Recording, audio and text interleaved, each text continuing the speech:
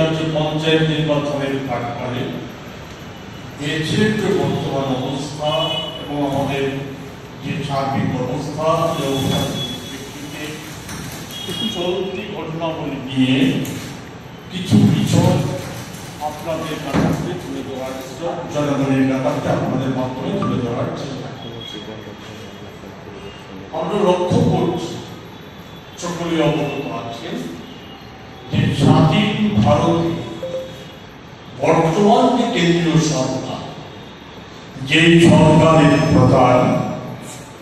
প্রধানমন্ত্রী নরেন্দ্র মোদীজি নিজেকে দাবি করে একাধারে বিশ্বগুরু আমার দিক থেকে যে উনি দাবি করেন যে ওনার জন্ম মাতৃগর্ভে হয়নি, ওনার শাসনে যে অবস্থার সৃষ্টি হয়েছে সারা দেশব্যাপী, সেই অবস্থা বলা যায় স্বাধীনতর ভারতবর্ষে আর কখনো এমন ভয়ঙ্কর অবস্থার সৃষ্টি হয়।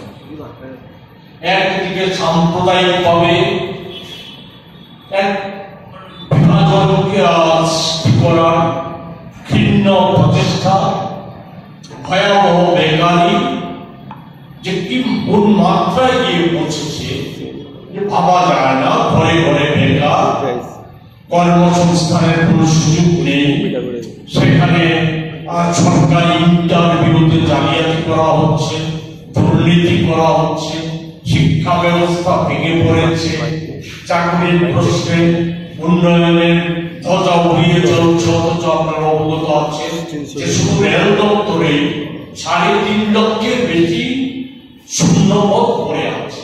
অথচ রেলের অবস্থা কি? গত ৪০ দিনে ৭টা বড় বড় রেল দুর্ঘটনা হয়েছে। আমাদের বুলেট ট্রেনের গল্প স্বপ্ন তৈরি করে বেড়াচ্ছেন প্রধানমন্ত্রী নরেন্দ্র মোদীজি, বুলেট ট্রেনের স্বপ্ন তৈরি করে অথচ সাধারণ মানুষ পরিবহনের জন্য যে যোগাযোগ ব্যবস্থাকে একমাত্র মাধ্যম হিসেবে বেছে নেয়, সেই সাধারণ রেলের রেল অ্যাক্সিডেন্ট রোধ করার যে ব্যবস্থা, সেই ব্যবস্থাতে কোন রকম নজর নেই।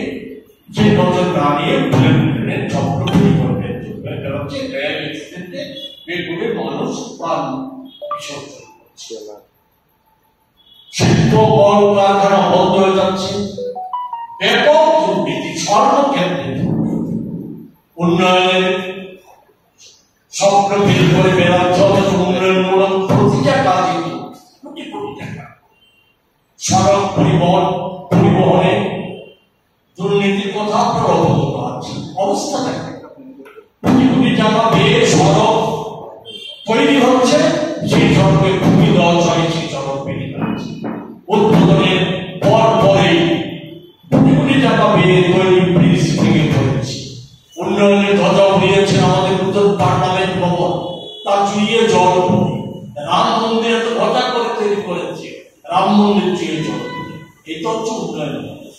এই যখন আমাদের সে অবস্থা, সেই জায়গায় এই অবস্থা, তখন আমরা আমাদের রাজ্যে কি হচ্ছে?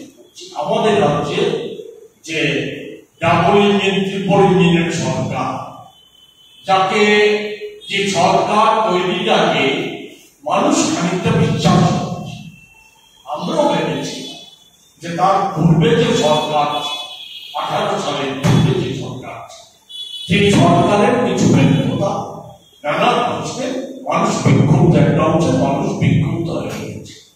পরিবর্তন প্রশ্নে এসে গিয়েছিল, পরিবর্তনটা কাঙ্ক্ষিত ছিল।